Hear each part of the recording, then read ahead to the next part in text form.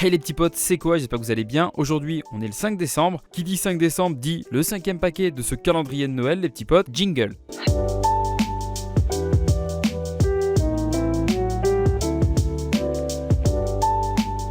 Donc le 5e paquet avec la petite note de Lily qui est la suivante. Mon Josey préféré, un peu spécial mais tellement touchant. Alors là les gars, j'ai aucune idée de ce que ça peut être. Qu'est-ce qu'on aurait en Josey? Franchement les gars, je sèche complètement. Donc vous savez quoi, on va le déballer hein. Peut-être que certains d'entre vous auront la réponse en commentaire. Mais pour l'instant, moi, c'est pas le cas. Déjà, je reconnais pas le dos les gars. C'est pas bon. Ah, vous savez quoi, Love Fragrance, vous voyez, je l'aurais mis dans les shoujo. Je savais même pas qu'il se classait dans les Josey. Peut-être que Lily me l'a déjà dit, mais j'ai complètement zappé. Mais Love Fragrance, ok d'accord, tu vois, je l'aurais classé dans un shoujo. Je sais pas pourquoi. Vous savez quoi les petits potes, je vais lire ça tout de suite. Et puis je vais vous dire ce qu'il en est.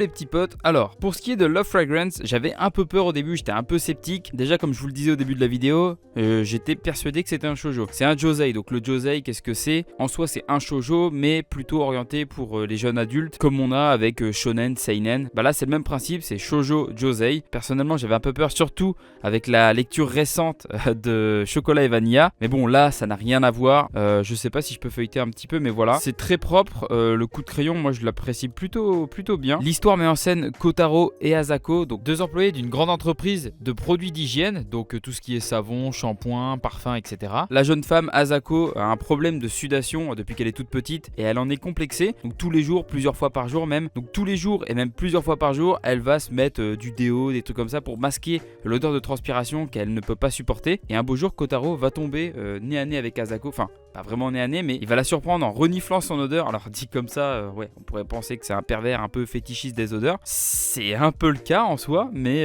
c'est quand même bien amené, c'est quand même plus soft. Mais il va trouver que l'odeur d'Asako a un petit truc particulier. Au contraire, il n'est pas du tout repoussé par l'odeur de la transpiration, mais le mélange avec les différentes effluves en fait, des différents déos, parfums, savons qu'elle utilise, ça va lui donner des idées pour de nouveaux savons.